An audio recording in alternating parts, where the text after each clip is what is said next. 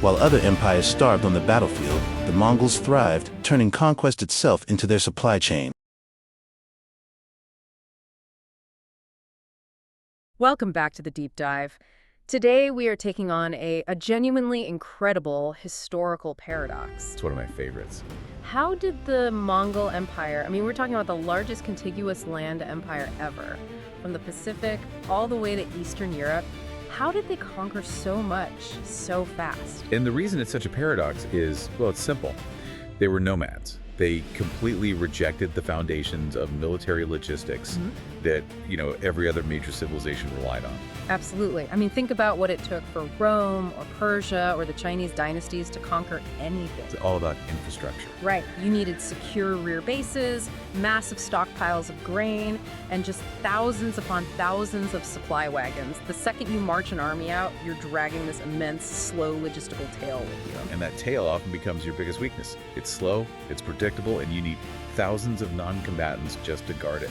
The Mongols, though, they had none of that traditional baggage. And their armies were, just astonishingly efficient. Our sources say they could travel 100, maybe 120 kilometers in a single day. And fight for months on end without stopping. It's just a completely different level of operational tempo. So the secret, and this is what our deep dive is all about, it wasn't that they had no logistics. No, not at all. It's that the system they used was, and this is a quote, simply completely different from anything the world had ever known. Our mission today, then, is to decode that system. It was perfectly tailored for, well, the ultimate self-sufficient warrior. It's all about speed, radical adaptation, and this terrifying idea that the warrior himself was the mobile supply kit. Okay, let's unpack that. Let's start right there with the Mongol warrior's actual identity. Because these weren't farmers who were, drafted and trained to fight for a season. No, the sources are really clear on this. They were born warriors. We're talking about kids who essentially grew up in the saddle. They could ride by, what, age 3 or 4? 3 or 4. Yeah. And by their teens, they were expert archers, able to hit targets from horseback at a full gallop. Their entire life was military training. How to survive, how to hunt, how to fight in some of the harshest environments on Earth. And the absolute centerpiece of this whole logistical machine was the horse. It wasn't just a vehicle. Oh, it was everything. It was the engine of the entire conquest. And the key was something really simple: rotational redundancy. Meaning what, exactly? Well, think of a European knight. He'd have his one main war horse, maybe the second horse for travel. That horse gets tired, it breaks down. The Mongol warrior, on the other hand, routinely brought 3, 4, maybe even 5 horses with him. 5 horses? For one person. And that simple difference, the rotation, that's the secret to that staggering speed. Because you could just run one mountain to the ground, jump on a fresh one, and just keep going. Exactly. You never had to stop the whole column to rest the animals. That's how you get to 100, 120 kilometers a day. Yeah. A regular army, even its cavalry, might make 40. Maybe 50 on a forced march. So they're moving at double, sometimes triple the speed of their enemies? And that speed isn't just a tactical advantage. It's a logistical one. You don't need supply lines because you're moving faster than anyone can react. You're often moving faster than the news of your own approach. So you can strike deep into enemy territory and resupply from their lands before they even know what's hit them. Precisely. Okay, so that's the speed. But what about the fuel? Let's talk about the diet, because this is where the contrast with, say, a European army is just, it's stark. Oh, it's night and day.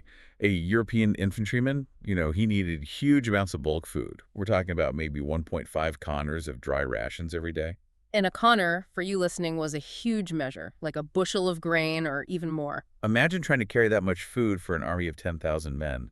It's paralyzing. It creates its own problems. The carts need animals, the animals need food, and suddenly your supply line is bigger than your actual fighting force. Right. But the Mongol warrior's ration pack was the complete opposite. It was built for portability, for density, and for durability. So what was in it? The core of it was something called irag, which is fermented mare's milk. Right. It's lightweight, it's super nutritious, and it's both food and drink. It gives you calories and hydration in one package that basically doesn't spoil. And they'd supplement that with what, dried meat? Yeah, borts. These dried, compressed strips of meat they'd literally tuck under their saddles. The motion and the moisture from the horse would soften it as they rode. I love that. You're literally riding your lunch. And then there was the cheese. The sources call it as tough as stone. For durability, I'm guessing? Exactly. It just didn't go bad. You could chew on it for energy, or if you had water, you could boil it down into a kind of broth. It's the ultimate high-density, long-life combat ration. But there's one detail that just underscores their total self-reliance. It's the one that really makes you do a devil take. Yes. Drinking blood from the horse. Tell us about that, because it sounds shocking. It is, but it was brilliant. When they were absolutely desperate for instant sustenance, they'd make a small cut in a vein on their horse's neck, a non-lethal cut, and drink the fresh blood. An immediate protein and nutrient boost. An immediate boost. Then they just staunch the wound, and the horse would recover. It's the ultimate logistical hack. It sounds brutal, but it means your transportation is also your emergency food supply. So let's just put that all together. A European army of, say, 10,000 men needs thousands of carts. The Mongols. They just needed the horses they were riding, because the horse was their transport, their mobile pantry, and their weapon platform. It was total, perfect integration. It's more than a system. It's like a living fusion of the soldier and his supply chain. It is. But even the most self-sufficient warrior eventually eats what he brought. So what happens when they're deep in enemy territory? How do they resupply then? And that leads us straight to the core philosophy of Genghis Khan. War feeds war. They were absolute masters of using local resources the moment they found them. So just relentless hunting on the march. Relentless. And they weren't picky. Deer, rabbits, wolves, rodents, whatever was edible, they ate. And they didn't waste time with, setting up elaborate field kitchens. Just quick grilled meat, or even raw if they had to. Pretty much. And crucially, they brought their living supply with them. They'd herd huge flocks of sheep and goats along with the army. And the animals just grazed along the way? They fed themselves as they moved.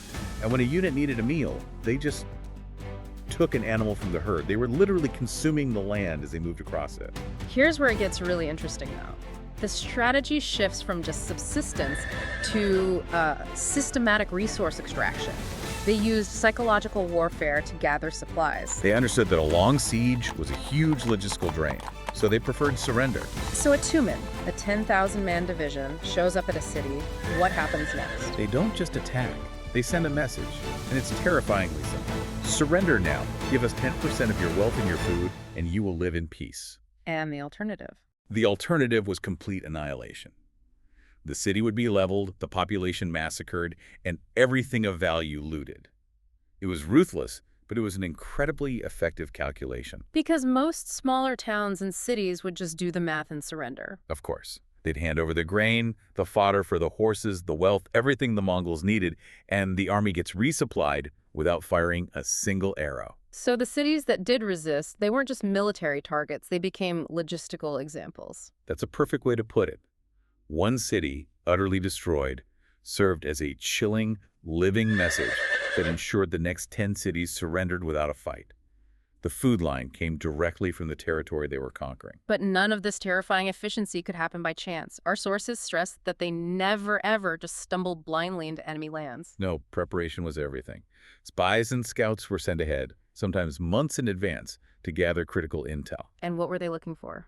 Everything. Where are the best pastures? Where are the water sources? Which cities are weakly defended and most likely to surrender? They needed to know the landscape of resources before the main army ever moved. Because for an army like this, moving into unknown territory isn't just risky, it's suicidal. Exactly. Every single campaign was meticulously calculated. Yeah. The timing, the routes, the potential food sources, all planned out long before the first hoof hit the ground. And that meticulousness extends right into their organizational structure, which was just brilliant in its simplicity. Genghis Khan's decimal system. The Arban, Zun, Mingen, Tumen. 10 men, 100 men, 1,000, 10,000. A simple, perfectly scalable chain of command. And the logistical genius of it was the self-sufficiency of the smallest unit, the Arban. The squad of 10 men. Right. Those 10 men were the absolute nucleus of the whole system. They were responsible for finding their own food, for sharing supplies, for looking after their collective pool of 40 or 50 horses, and for dividing any spoils they took. And the crucial point here, as you said before, is that there was no separate logistics corps, no supply division. Every single warrior was a cavalryman, and every cavalryman was also a self-sufficient logistician. He was a hunter, a forager, a supply manager for himself and his 9 comrades.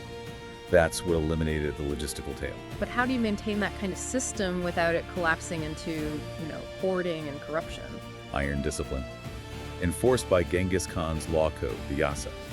And the laws were specifically designed to prevent waste and corruption. So how did the Yasa do that? It mandated total equality. All spoils of war food, gold, anything had to be brought forward and shared equally by the unit. No one could profit individually. An officer caught hoarding food while his men were hungry. Well, the punishment was swift and usually fatal. That would definitely build morale and cooperation. It does. But the most terrifying part was the collective responsibility. This is what really enforced the discipline. Go on. The sources are very clear. If one man in an army of 10 fled from battle, all 10 were executed. Wait, all 10 for one man's actions?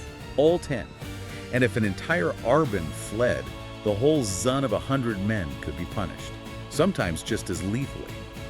It's incredibly brutal, but it meant that every single soldier was utterly invested in the survival and success of his comrades. So that discipline wasn't just for the battlefield. It was for managing resources, for sharing food, for making sure the whole unit survived. It was the operating system that made all that efficiency possible. It guaranteed cooperation under the most extreme pressure. Okay, so if we connect this whole incredible engine of speed and self-sufficiency to the bigger picture, despite its genius, this system had some critical built-in weaknesses, didn't it? Oh, absolutely. And those weaknesses are what ultimately defined the limits of the Mongol Empire. For instance, they excelled at mobile warfare on the open steppe, but they struggled with long sieges. Profoundly. That very lack of a traditional supply line was their Achilles heel here.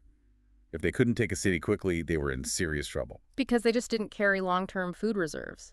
Exactly. If a major city was well fortified and the surrounding area had been cleared of all food, a scorched earth tactic, the Mongol army could literally starve outside the walls before the city did. Which is why some of the biggest, most fortified cities like Vienna and Constantinople ultimately survived. Their defenses simply outlasted the Mongol logistical clock. And their entire system was built around the horse and open grasslands, so when they hit unfavorable terrain, The whole army just stalled. Dense tropical forests, swamps, high mountains, anywhere their cavalry couldn't operate or their horses couldn't graze, they were almost useless. The failed Java campaign of 1293 is the perfect example. they got to Java and just fell apart. They did.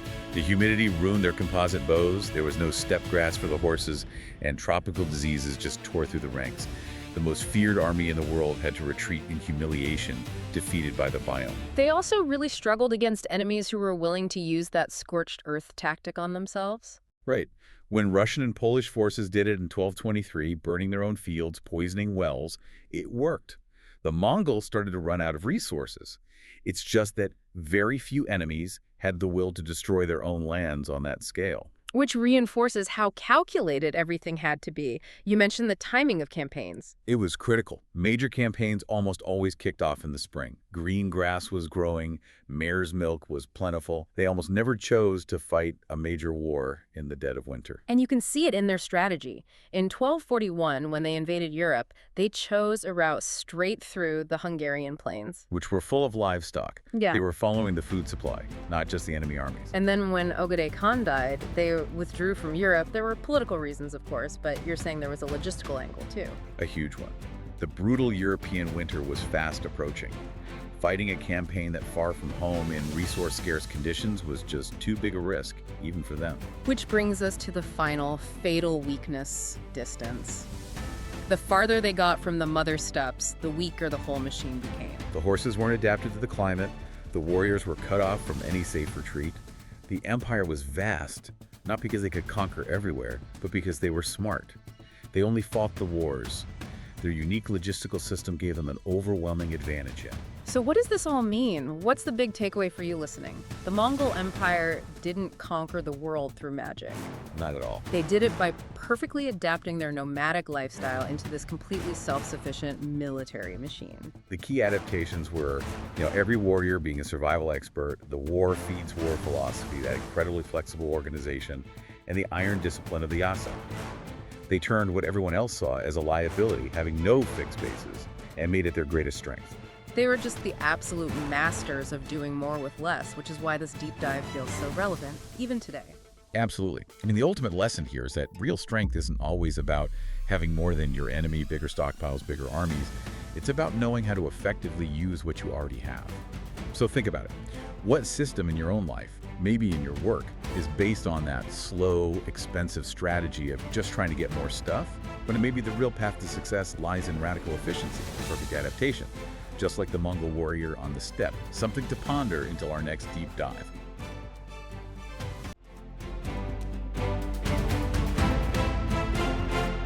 Want to challenge everything you thought you knew about history? Hit subscribe for more controversial truths.